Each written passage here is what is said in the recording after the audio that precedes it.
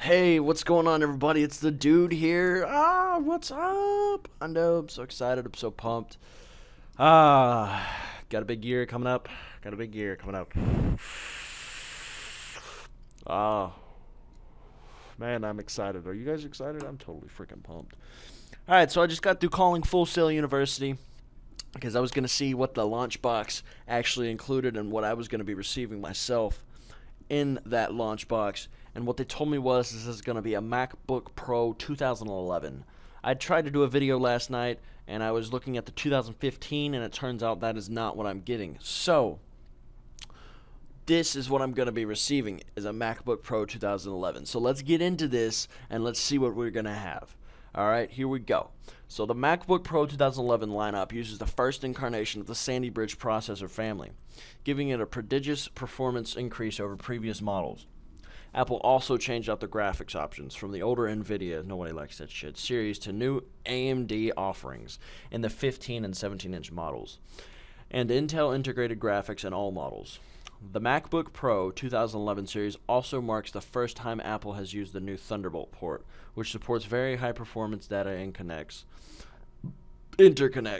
It's also the preferred connection for driving, an external display, which is awesome because that means I can put it up on my TV and look really cool.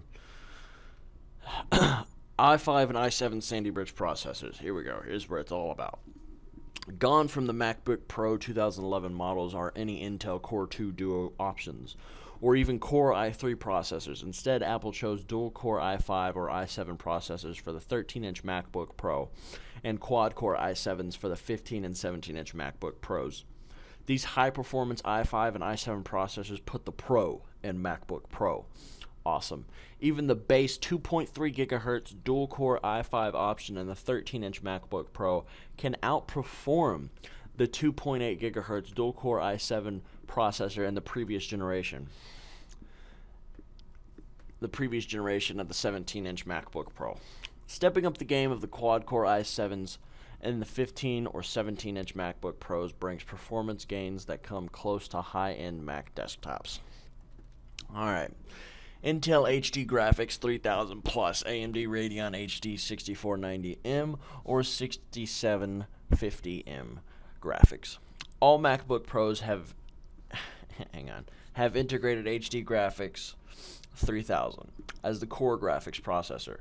The Intel HD Graphics 3000 is capable of handling all routine graphics needs, including full 1080p HD videos.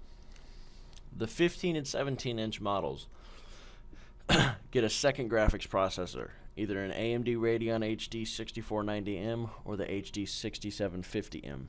My cat is going crazy on a ball right now. He's got a little tiny ball that he's just playing with. That's adorable. When you're playing games with complex graphics, editing video, or using graphics applications, which we totally will be, the MacBook can switch to the AMD graphics processor for faster frame rates and faster image rendering, then automatically switch back to conserve battery life. Thunderbolt high speed on and off. The MacBook Pro 2011 marks the first use by any manufacturer of Intel's Thunderbolt technology, which provides high-speed data and video connections for computing devices. Thunderbolt runs at 10 gigabytes per second bidirectionally per channel, and support 2 channels in its initial specification. This means that Thunderbolt can send and receive data simultaneously at the 10 gigabytes per second rate for each channel, which makes Thunderbolt one of the fastest data ports available for consumer devices. Apple uses Thunderbolt as both a data port for adding peripherals and a display port for adding an external monitor. Again, external monitor, yes. So that way I'm going to be, whatever I'm doing on that small little 15-inch screen, I'm going to be able to pop it up onto my 32-inch TV, which is perfect because that's what I need. Alright, MacBook Pro 2011 memory specifications. The MacBook Pro 2011 has two 204-pin SODIMM memory slots. The base configuration of all MacBook Pro 2011 models comes with 2 gigabytes memory modules in each of the memory slots, for a total of 4 gigabytes of RAM. That's iffy. Memory is user upgradable, and according to Apple, the MacBook Pro 2011 can handle 2 4GB modules for a total of 8 gigabytes of RAM. The MacBook Pro 2011 requires PC3 10600s, DDR3 1333 MHz memory modules. MacBook Pro 2011 storage. The MacBook Pro 2011 is configured with your choice of a 2.5-inch SATA hard drive or an SSD.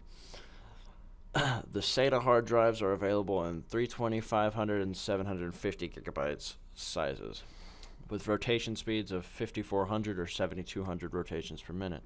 The SSD options are 128, 256, and 512 gigabyte drives. I kind of want the 750 for the SATA, but then again, I also want the 512 for that solid state drive, because solid state drives are just better, physically and everything. They're just better. Drivers are considered user replaceable because of the prices that Apple charges for drive upgrades. My buying advice remains the same. Purchase your MacBook Pro 2011 with the minimum cheapest hard drive option, then purchase a replacement drive from a third party and install the larger drive yourself. Which MacBook Pro is for me? Alright, the 13-inch MacBook Pro is great general purpose workhorse of a portable Mac. Its smaller display and good general performance make it a great choice for students and business people on the go. The 15 and 17-inch models are essentially the same, except for screen size and a single port option. An SDCX card slot on the 15-inch MacBook Pro versus the Express Card 34 slot on the 17-inch MacBook Pro. The 15 and 17-inch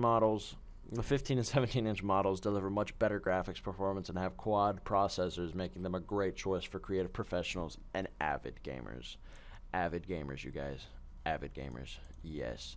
Alright, so there it is, you guys. That's what's going on. And hey, also wanted to let y'all know I will be playing Five Nights at Freddy's 2, 3, and 4.